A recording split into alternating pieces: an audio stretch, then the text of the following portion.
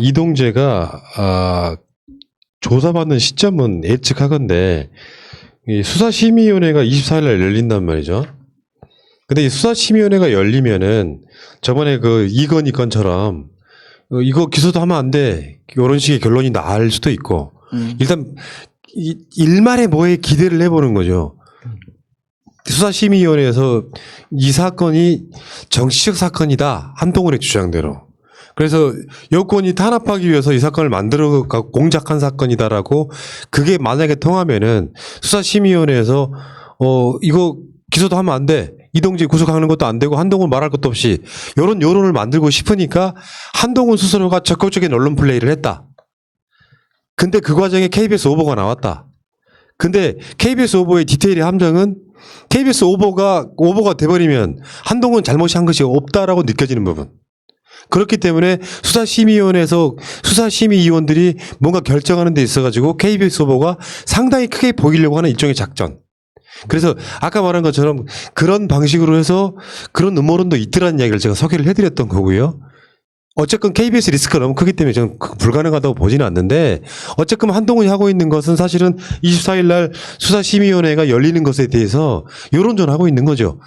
최소한 이건 사건도 아니고 구속시키지 말아라라든지 이런 식의 자신들한테 되게 유리한 결과를 만들어내기 위한 일종의 작전.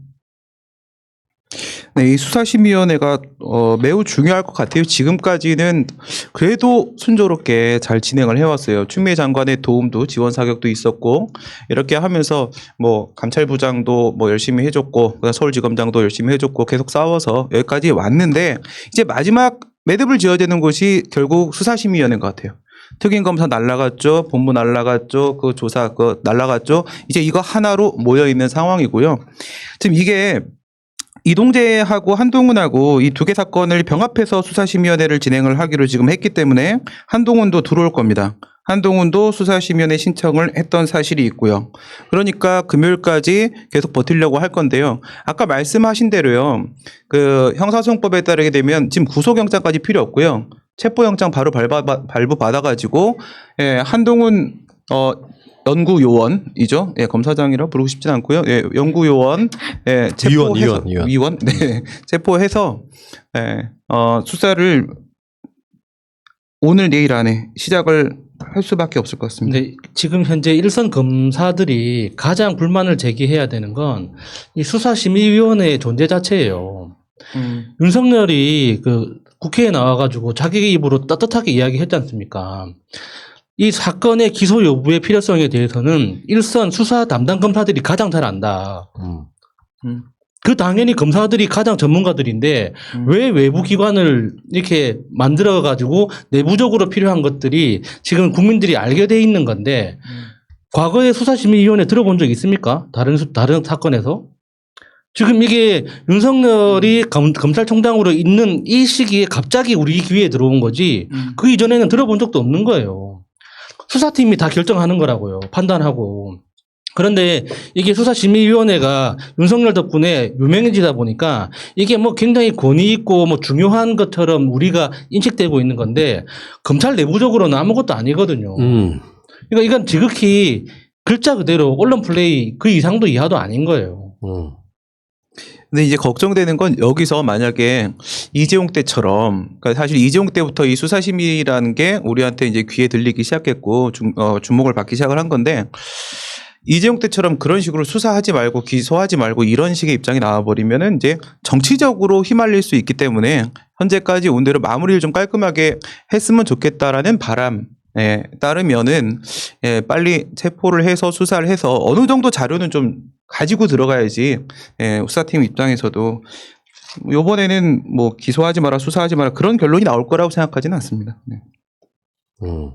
아무튼 진짜 어떻게 보면 가장 똥줄 타고 있는 건 한동훈일 거예요.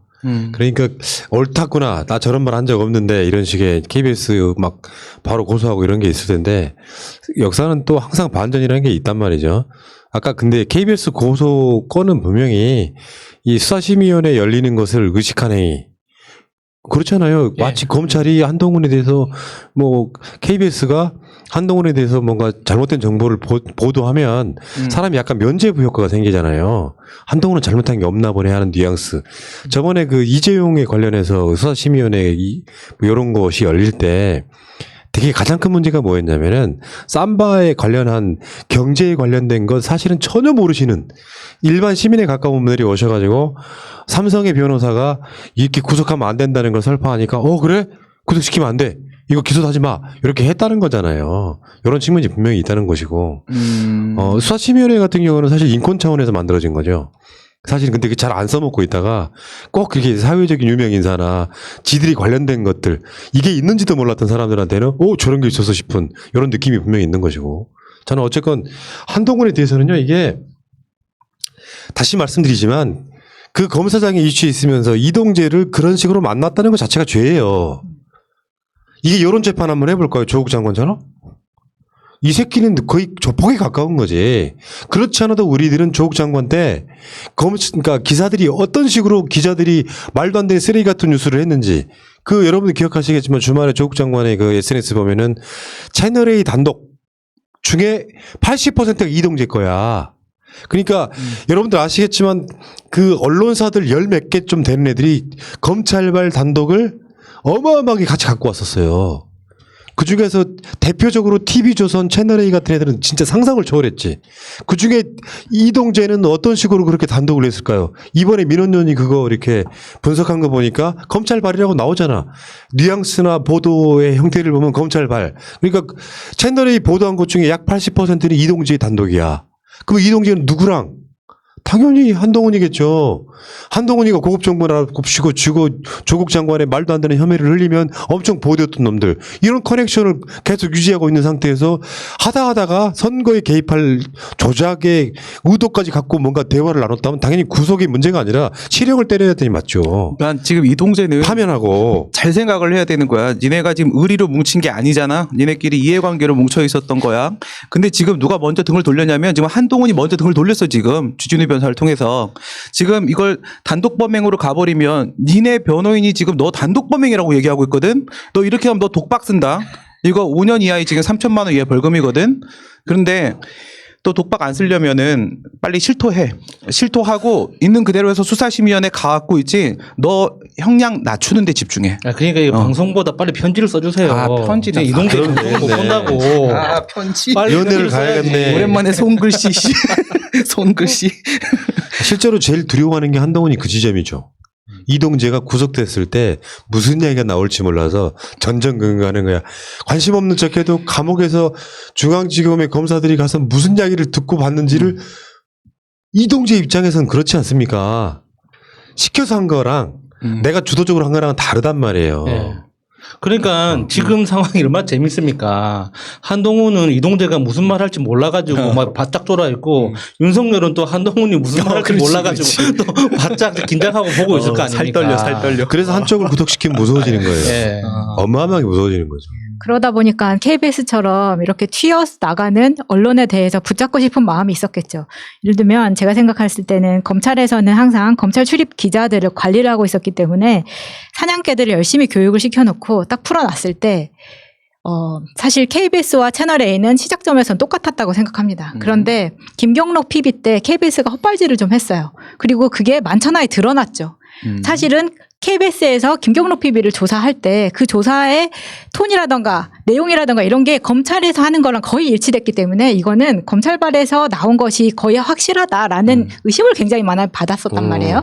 근데 거기에서 KBS는 헛발질해서 날아가고 이제는 제대로 된 사냥개로 채널A를 키웠던 거죠. 그래서 열심히 달려가던 사냥개가 물리고 나니까 토사구팽 같이 되는 거예요. 그 사냥개에 잡혔으면 그 사냥개는 버리고 가는 거지 얘를 치료하고 뭐 업어가지고 데리고 갈 일이 아니거든요. 먹어야지.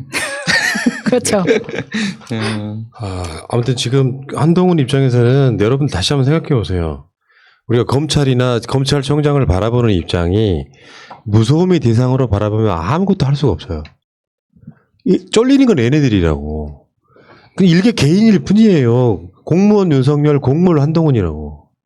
그 자기들 내부적으로는 야 같은 검사께 어떻게 그렇게 할 수가 있어? 서울중앙지검 수사팀에 대해서 막 편파수사한다고 난리를 치고 있지만 걔들도 검찰이잖아요. 그러니까 윤석열도 함부로 못하는 게 있는 거예요. 여론이 있기 때문에. 이성윤 중앙지검장한테 함부로 못해요. 이런 상황이 벌어지면 설사 자기 아래 부하 직원이라고 해도 함부로 못합니다. 그러니까 용을 쓰다가 꼼수 부리다가 들통난 거예요. 한동훈 보호하려다가 이번에 추미애 장관한테 수사 지휘권 막 굴욕을 당하고 이런 상황이잖아요. 그럼 그 상황이 되면은 자기가 정정당당하다고 했으면은 그만두고 나가는 게 검찰 내부적으로 맞는 거예요. 검찰 내부적으로 정정당당하면. 근데 그것도 아닌 거예요. 윤석열 입장에서는. 직이라도 유지해야 사람 대접 받을 것 같거든. 직 유지 못하면 쉽게 표현해 윤석열 정도 되면은 반대로 말하면 정치권으로 갈 수 있을지언정 사람들 잘 못 받습니다. 그러니까 직 계속 유지하면서 질질 끌려가는 거예요. 다음 주에나 있을 검찰 인사 뭐 이번 주 금요일일 수도 있고 네. 다음 주 월요일일 수도 있고 검찰 인사에서 자기 또 측근을 대거 잘려 나가 보세요. 나머지 임기가 한 뭐 10개월, 11개월 이렇게 남았는데 제대로 할 수 있겠어요? 검찰총장직? 그러니까 한동훈하고 윤석열 둘이는 완전히 고립되어 있는 상태라고 보시면 돼요. 일부 찌끄러기 검사들이요?